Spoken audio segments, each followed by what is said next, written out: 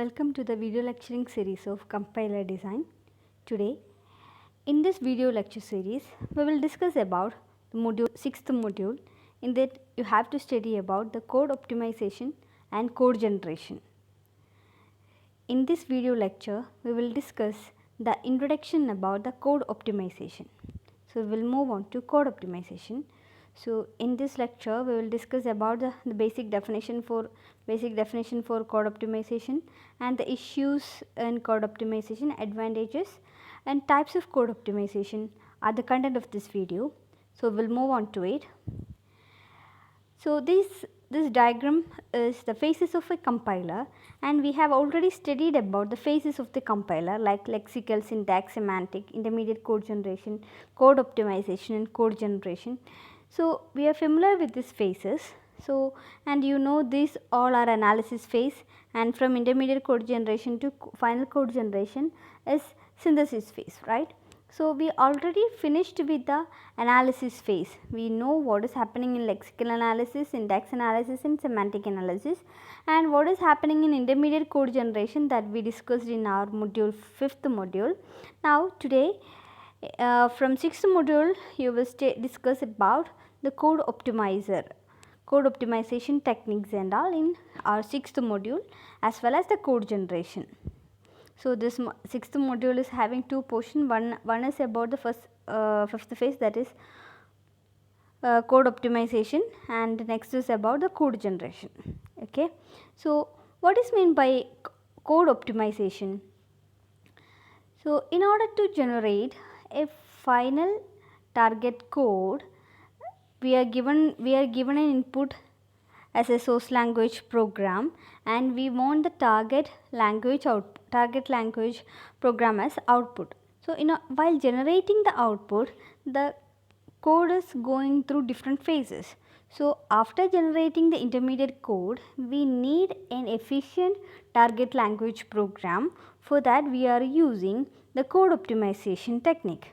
So, code optimization produces an efficient target code, and this code optimization comes under our synthesis phase, and here this program transformation techniques try to improve the intermediate code by making it consumes fewer resources. So, here compared to normal phases and all, here it is consuming fewer resources. Next, we will see when to optimize this, or we are doing the optimization while generating the target code. After generating the intermediate code, we have to generate final code. Before that, we have to optimize. So, when to optimize this? Optimization of the code is performed at the end of the development stage, since it reduces the readability as well as adds code that is used to increase the performance. So, this optimization is done at the final stage and as well as in the synthesis phase. Okay. Next is, you can see the organization of code optimizer here. So, here control flow analysis, data flow analysis. After that, we are doing the transformation related with the code optimizer.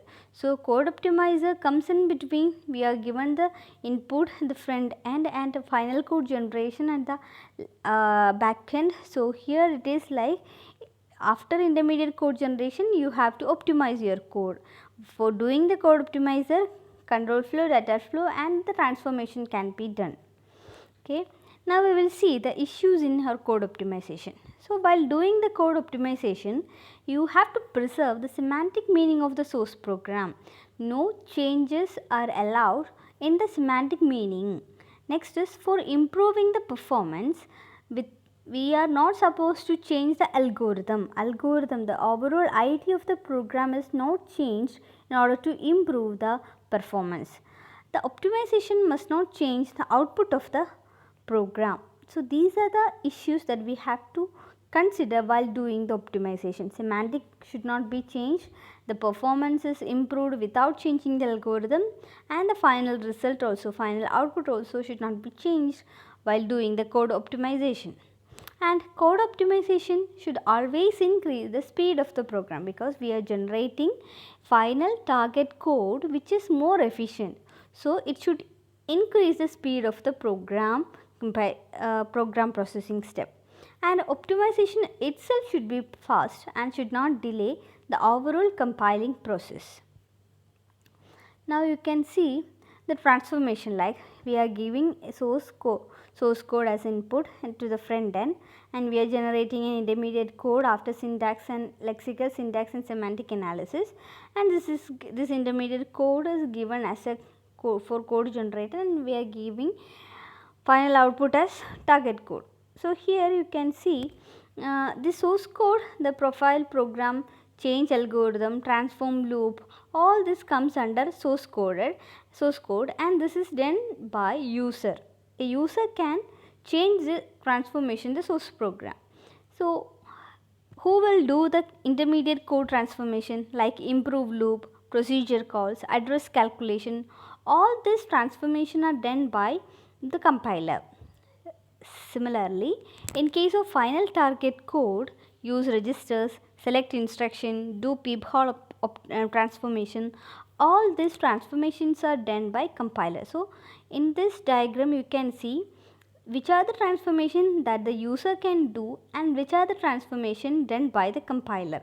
Here compiler can do the transformation in case of intermediate code as well as in the target code, and the user program or source code transformation is done by the user. Okay. Now we will move on to the advantages. The optimized code we already discussed, like optimized code has a faster execution speed because we are reducing the line of code by generating the optimized code. So optimized code has a faster execution speed, and optimized code utilizes memory efficiently, and optimized code give better performance. So these are the advantages that we already discussed. Next is we have to discuss local and global optimization. Local optimization is done on the basic block of the program, so we will call it as a basic block optimization. And the method that we are using in local optimization are common subexpression elimination, reduction in strength, dead code elimination, and constant folding. So you just try to understand the idea of what is local and what is global optimization.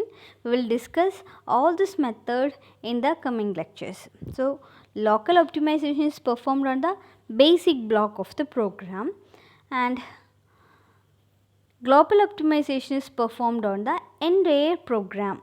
Here, so we are considering the entire program, so we have to consider the data flow and control flow analysis of the entire program. So in order to apply the global optimization, you should know about the data flow and control flow of the entire program. And the method that we are using for global optimization are loop optimization. In that loop optimization, some techniques like code motion, induction, variable elimination, reduction in strength, and common subexpression elimination, that is done globally, as well as dead code elimination done globally. And next is the types of code optimization. The code optimization is divided into mainly two types. One is machine dependent and another is machine independent. Machine independent code optimization as well as machine dependent code optimization. So from the word itself you will be able to understand what does it mean.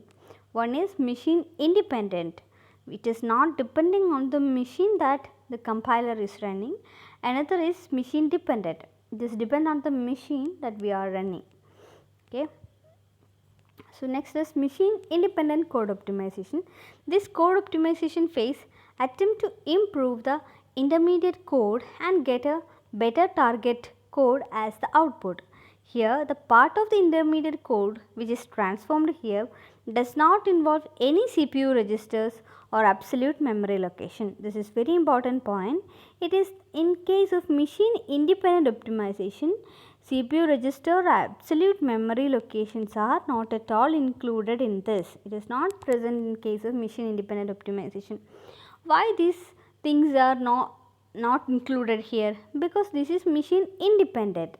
This CPU registers, absolute memory are dependent on the machine. So, while generating the intermediate, from the intermediate code we are generating the optimized code, and that optimization that we are doing in independent of the system. So, we are not at all considering on the CPU registers or absolute memory locations are not involved in this. Next is just opposite of machine independent, that is machine independent optimization. So, machine independent code optimization includes the techniques like common sub-expression elimination, copy propagation, dead code elimination, loop optimization, code motion, index variable reduction in strength. So, these all are machine independent code optimization. Here you can see in machine dependent code optimization is done after the target code has been generated. So, here it is machine dependent. So, from the word itself you can understand this machine dependent. So, CPU registers as well as the memory reference and relative reference etc. are included here, and machine dependent optimizer put effort to take maximum advantage of the memory hierarchy, and the memory hierarchy is depending on the system. So, machine dependent optimization take the advantage of the memory hierarchy. Next is machine dependent optimization. Some of the example for machine dependent optimization are allocation of sufficient resources, memory etc. and all, and using immediate instruction wherever necessary, and peephole optimization technique. All these are examples for machine dependent. So, that is all about the optimization and its advantages and the types of optimization. Thank you.